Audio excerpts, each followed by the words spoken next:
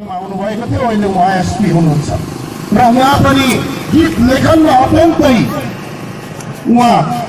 राम्रो व्यक्तित्व हुनुहुन्थ्यो र आज हामीले फेरि वर्तमान डिएसपी साहबसँग हाम्रो भेट त भएको छैन, फोनमा कुरा भएको थियो, तर यस साङ्गीतिक कार्यक्रममा भेट भयो र उहाँको गीत पनि सुन्ने अवसर पाए र उहाँलाई पनि म हार्दिक धन्यवाद दिन चाहन्छु। एउटा वर्दीभित्रको व्यक्तिहरू कि म पनि वर्दी 17 वर्ष लाएर ब्रिटिस आर्मीको खोलेका एक व्यक्ति हुँ र भन्ने गरिन्छ यो मुलुकमा वर्दीभित्रका कुनै पनि व्यक्तिहरूले या त वर्दी पहिरिनेहरूले राजनीति गर्न सक्दैन, यो मुलुकको नेतृत्व गर्न सक्दैन, गीत सङ्गीतमा चासो राख्ने समय पाउँदैन, साहित्य या त खेलकुदको क्षेत्रमा पनि त्यति समय दिन सक्दैन। तर त्यो होइन रहेछ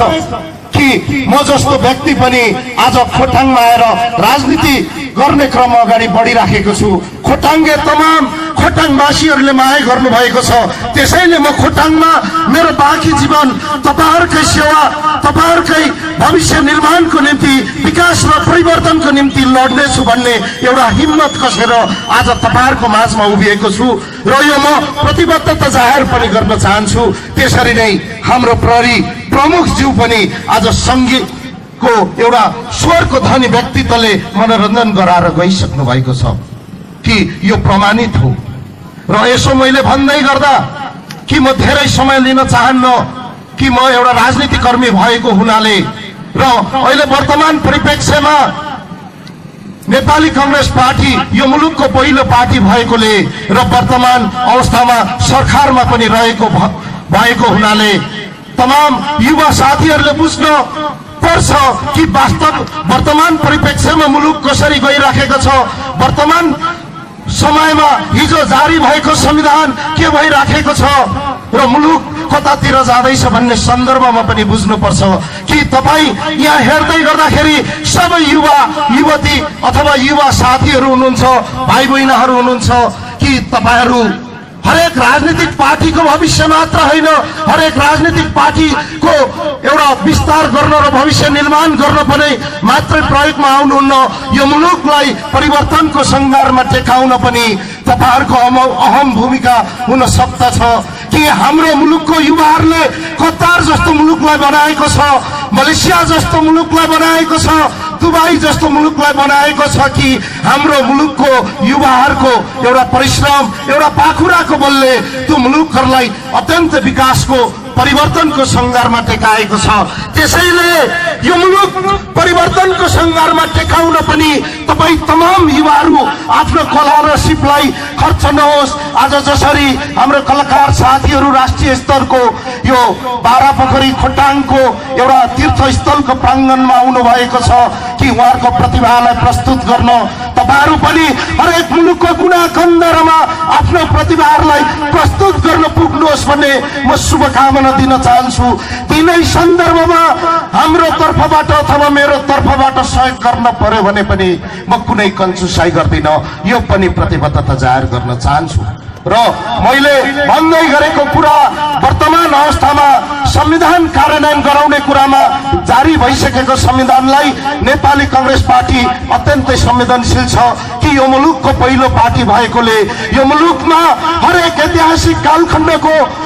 अवस्थामा ऐतिहासिक पानाहरूमा नाम लेख्ने पार्टी भएकोले मुलुक जब संकटमा जाँदै गर्दा संकटबाट मुक्त गराउने पार्टी भएकोले अहिलेको वर्तमान परिस्थितिमा कि मुलुकमा जारी भएको संविधान कार्यान्वयन हुन सकेन भने यो मुलुकको भविष्य अन्यलतातिर ढकेलिँदैछ। मुलुकको भविष्य अन्यलतातिर ढकेलिँदै गर्दा तपाईहरू जस्तो तमाम युवाहरूको भविष्य अन्धकार बन्दैछ। त्यसैले नेपाली कांग्रेस पार्टी अत्यन्तै संवेदनशील भएर कार्यान्वयन गर्नको निम्ति हरेक राजनीतिक पार्टीहरूसँग सहकार्य गरिराखेको छ, छलफल गरिराखेको छ। त्यसैले गर्दा तपाईहरू विश्वास गर्नुहोस् कि वर्तमान सरकार प्रमुख नेकपा माओवादीका नेतृत्व प्रचण्ड हुनुहुन्छ, हाम्रो पार्टीको एउटा सभापति नेतृत्व शेरबहादुर देउपा हुनुहुन्छ, त्यसरी नै एमालेका अध्यक्ष कमरेड केपी ओली हुनुहुन्छ। उहाँहरू अत्यन्तै संवेदनशील ढङ्गले मुलुकलाई निकास दिनको लागि वर्तमान परिप्रेक्ष्यको हरेक समस्या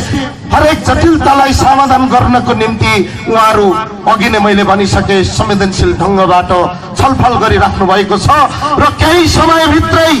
मुलुकको हरेक शीर्ष राजनीतिक पार्टीहरू एउटा मार्गमा हिँड्ने प्रयत्न भइराखेको छ र हिँड्ने छ भने म यिनै मञ्चबाट तपाईहरुको माझमा उद्घोष गर्न चाहन्छु र तपाईहरुले चाहेको जस्तो हरेक जातिले हरेक धर्मावलम्बीले हरेक संस्कार संस्कृति मान्नेले हरेक क्षेत्रका हरेक वर्गका व्यक्तिहरूले चाहेको संविधान कार्यान्वयन हुँदैछ त्यसमा विश्वस्त हुनुहोस् म विश्वस्त दिलाउन चाहन्छु र यो भन्दा म धेरै राजनीतिक कुराहरू गर्न चाहन्न र यो बारा पोखरी हाम्रो खोटाङकै 2 नम्बर क्षेत्रको ऐतिहासिक स्थल हो र यो स्थललाई व्यवस्थित गर्नको निम्ति र यो भन्दा व्यवस्थित गरेर यहाँको गुरु योजना तयार भइसकेको छ त्यो गुरु योजनालाई कार्यान्वयन गर्नको निम्ति अहिले नेपाली कांग्रेस सरकार पार्टी सरकारमा छ नेपाली कांग्रेस पार्टीकै पर्यटन मन्त्री पनि हुनुहुन्छ जीवन बहादुर शाही र उहाँलाई पनि हामीले आग्रह गरिसकेका छौं उहाँलाई पनि यहाँको वास्तविकता प्रस्ताइसकेका छौं र त्यो गुरु योजना पास गर्नको निम्ति या त लागू गर्नको निम्ति र यो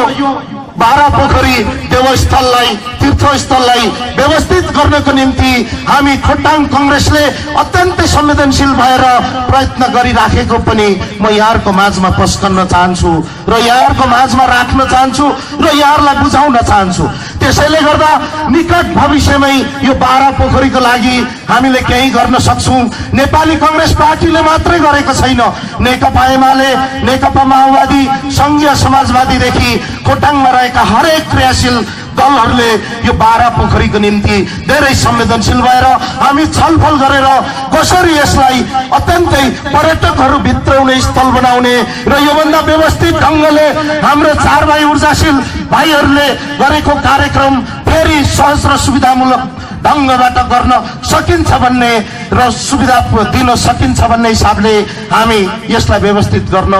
प्रयत्न गरिराखेका छौं यो पनि म यहाँहरुको माझमा प्रस्ताउँदै म धेरै टाढाबाट काठमाडौँबाट पाल्नु भएका हाम्रा सम्पूर्ण कलाकार मेलिना राई देखि लिएर सम्पूर्ण कलाकार साथीहरूलाई कलाकार भाइ बहिनीहरूलाई म खोटाङमा मेरो व्यक्तिगत तर्फबाट पनि स्वागत गर्न चाहन्छु र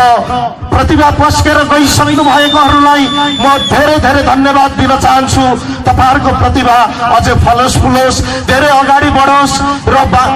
पस्किन बाँकी हुने कलाकार साथीहरूलाई धेरै मनोरञ्जन दिनुहोस् कि खोटाङले र खोटाङवासीहरूले तपाईहरुलाई सधैँ मन मस्तिष्कमा राख्न सकोस्।